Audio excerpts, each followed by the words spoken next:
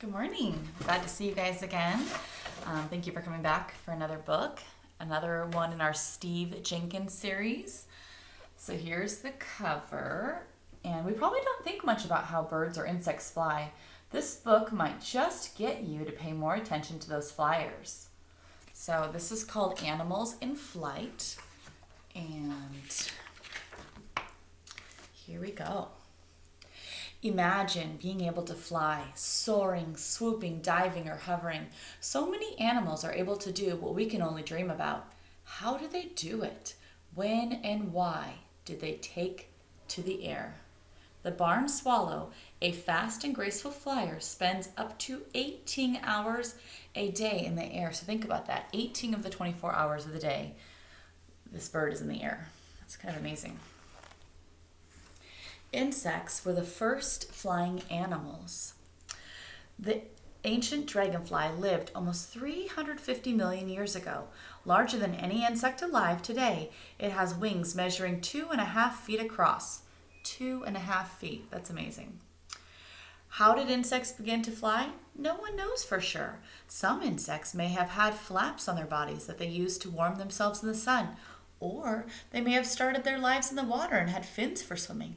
When these insects jumped to avoid danger, some were able to glide to safety with the help of their fins or flaps. After a few million years, most insects have developed real wings and had spread to all parts of the earth. One of these insects, the ancient cockroach, was 1.5 feet long. Eesh. Oh my gosh. Then, about 250 million years ago, small dinosaurs began to fly. The first flying reptiles were the small animals that were related to dinosaurs and lived in trees. Eventually, some of them became quite large. The pteranodon, which lived 175 million years ago, had a 17-foot wingspan. Wow. Oh boy, pronouncing these names is tricky. Archaeopteryx, which lived 150 million years ago, was the first true bird. It had feathered wings, and scaly skin like a reptile. The largest of the flying reptiles was a Quetzalcoatlus. Its wings were 40 feet across. The modern-day bald eagle has a wingspan of about 7 feet. So think about 40 feet for this one and 70 feet. They're showing you that that's the eagle right there. The tiny eagle within that. Flying helps animals escape danger, find and catch food, and move from place to place. A robin uses flight to escape danger. It may also fly to catch insects, to reach seeds or fruit that other animals can't get to, or to find a safe spot to build a nest for its young. The barn owl's wings are covered with soft feathers that make no sounds as the owl swoops down silently on an unsuspecting mouse.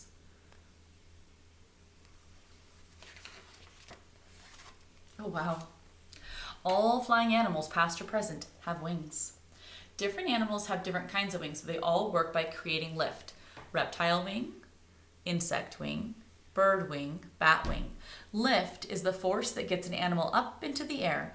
All wings, animals or man-made, create this lift the same way. The shape of a wing causes the air moving above it to travel faster than the air passing below it.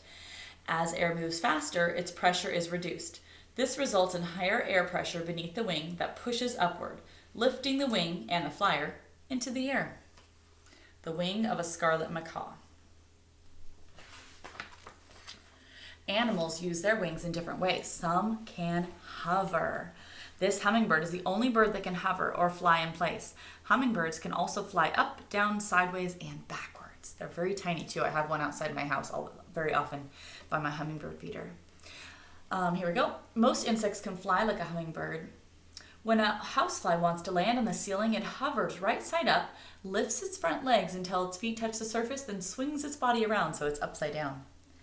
The hummingbird's wings can act as helicopter blades, pushing air down or sideways. This is how the hummingbird can fly in any direction. Others can dive, soar, or turn loops in the air. This is the peregrine falcon, the fastest bird, and can reach speeds of 175 miles an hour in a dive. Ducks often travel in a V formation. Except for their leader, each duck is partially pulled along by the air currents created by the bird it flies behind. It takes more work to fly in front of the V, so the ducks take turns leading. Soaring birds, like the vulture, ride updrifts or rising currents of warm air called thermals. These birds may be able to stay aloft for hours without ever flapping their wings, which are large for their bodies. Bats have very flexible wings that allow them to change direction quickly.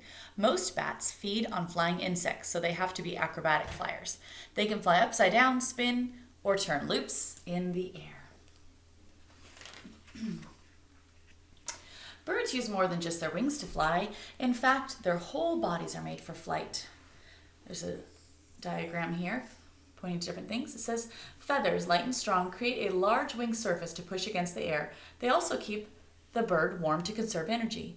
Hollow bones keep the bird's body light, and strong muscles power its wings, and a streamlined body moves easily through the air. I love this one.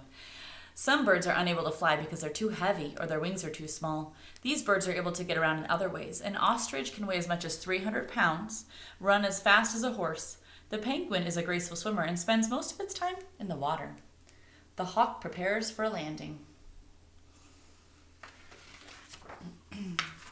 Insects are the most common flyers. It's believed that there are more than 1 million different kinds of flying insects. This honeybee, like most insects, has 2 pairs of wings. When a wasp begins to fly, its wings move down and forward like a bird's to create lift. As the wasp raises them for the next stroke, however, they twist upside down. This provides lift on both the upstroke and downstroke. When a butterfly is resting, it holds its wings upright and together. When it's ready to take off, it rapidly pulls its wings down and apart. This creates suction that pulls the butterfly straight up into the air. And the ladybug, like all beetles, has a pair of front wings that are hardened into a protective covering.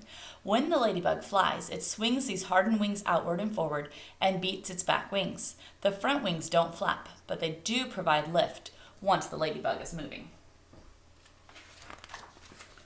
Ooh, bats are the only mammals that can fly. The vampire bat feeds at night on the blood of other animals. The bat's wings are supported by 4 very long fingers. These flexible fingers and the thin skin stretched over them allow the bat to twist its wings into almost any shape, making it possible for the bat to change direction quickly and gracefully. Flying squirrels, flying fish, flying frogs can't really fly. They're gliders. Most gliders can travel from 50 to 150 feet in the air. The flying fish holds the animal gliding record of 1/4 of a mile, more than 1,300 feet. Flying squirrel, flying lizard, flying gecko, flying fish, flying snake. The flying frog uses the skin stretched between its toes to glide from tree to tree. Like other gliders, it doesn't have wings and is unable to create enough lift to overcome gravity, so it's not a true flyer. The largest and smallest flyers. The albatross uses its large wings to soar over the ocean for days at a time. Oh my goodness, look at this. The fairy fly, only 1/120th of an inch long, is the smallest flying insect. The bumblebee bat, the world's tiniest bat, has a wingspan of 6 inches and weighs less than a penny. The bee hummingbird is the smallest bird. Its body is less than 3 inches long and its wings are 6 inches across. The largest flying insect is the Queen Alexandra birdwing butterfly. It measures 12.5 inches from wingtip to wingtip, so that's a little bit longer than a ruler. The Indian flying fox, with wings 6 feet across, is the largest bat in the world, taller than most adults. The albatross has a wingspan of up to 12 feet, the largest of any bird. Wow, interesting facts. Fastest, farthest, highest world record flyers. The spine-tailed swift is the fastest bird in level flight, not in a dive. It can reach speeds of 112 miles an hour for short periods. The horsefly can reach speeds of 30 miles an hour or more, making it the fastest insect.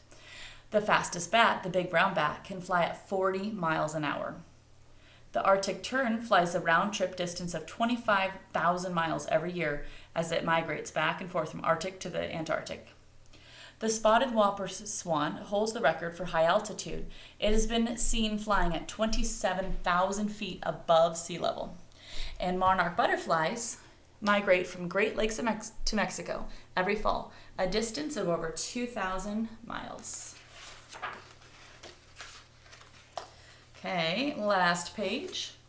Inspired by animals, humans have dreamed of flying for centuries. An early, unsuccessful flying machine. Unlike birds, human bodies are not made for flight. A man's average weight is 150 pounds, would need wings about 140 feet across to fly successfully. Even the strongest man would be unable to flap wings so large. This helicopter, built in the 1800s, didn't work because it's very difficult for a human to generate enough power to lift his body in the air. The first human flights were made using balloons. In 1903, the Wright brothers piloted the first working airplane. It traveled 120 feet in its initial flight. A modern passenger jet flies at speeds of more than 500 miles an hour. And the fastest plane is a SR-71 Blackbird spy plane. It was built by the United States in 1961. It can fly 3 times the speed of sound, over 2,000 miles an hour. Okay, I hope you enjoyed our book today, Animals in Flight. I hope you have a great rest of the day. Bye.